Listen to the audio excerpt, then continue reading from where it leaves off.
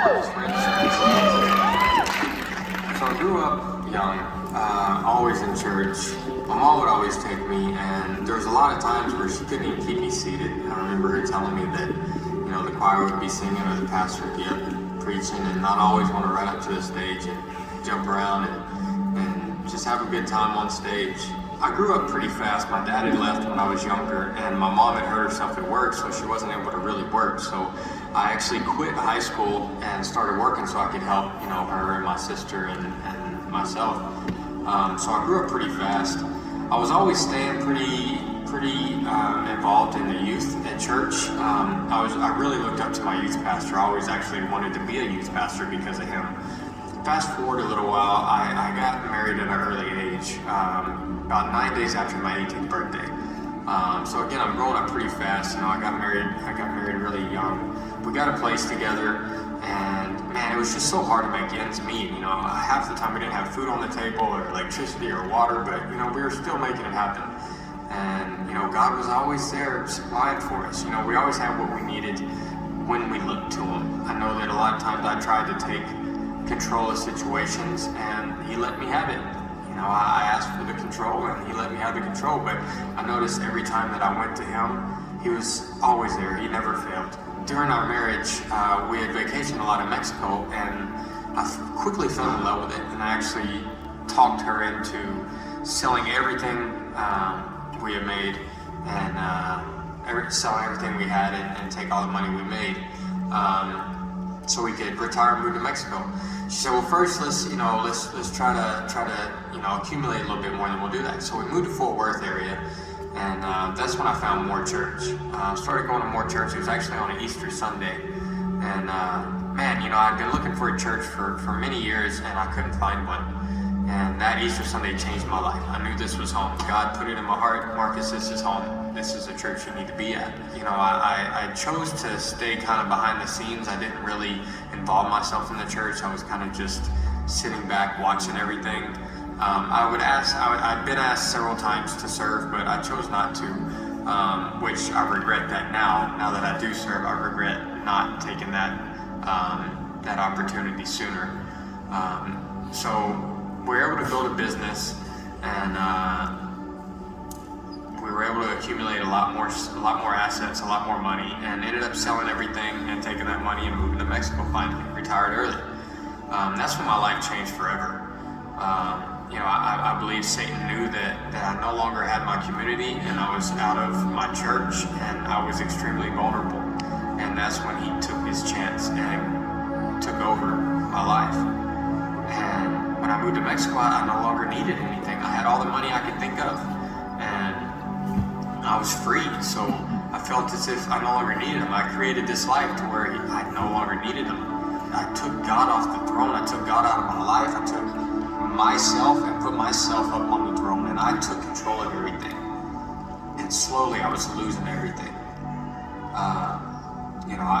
I was partying all the time. I was hanging out with people I didn't know and getting in cars I didn't know. I was walking the streets late at night in dangerous parts of Mexico. I remember 2 o'clock in the morning, driving and getting stopped at roadblocks by crazy men with guns and not knowing who they were, and they were, taking stuff out of the car, and it wasn't even my car, and I didn't know what to do. I didn't know if I was even going to see tomorrow. But God continued to see me through that, even through everything I was doing, leaving Him, leaving my community, leaving my family, leaving my church. God never left. He never left. And that's His promise. He's not going to leave me. But I didn't want to see it. I wanted to live my life. I wanted to spend as much money as I could, buy everything I wanted, and have fun and just do it on my own, because I knew if I had everything on my own, if I could do it all on my own, there was no rules. I could do what I wanted. And that was the worst thing I could have done.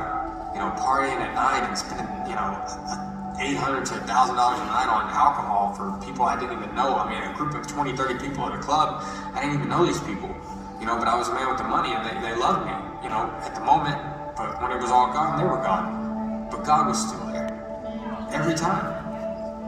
I remember I had to rent this little, it was like a studio apartment. I didn't even have hot water. I didn't have any heat to heat the place. I remember laying in bed, and I remember I remember feeling this evil in the room.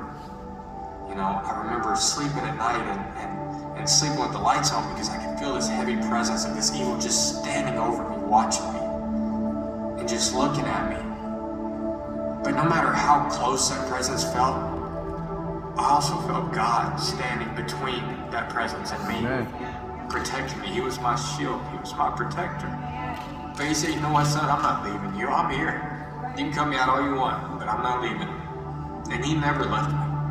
I remember laying in bed with no heat and heating that little apartment with a little folding table next to the bed with a two burner stove I plug in to try to heat the place.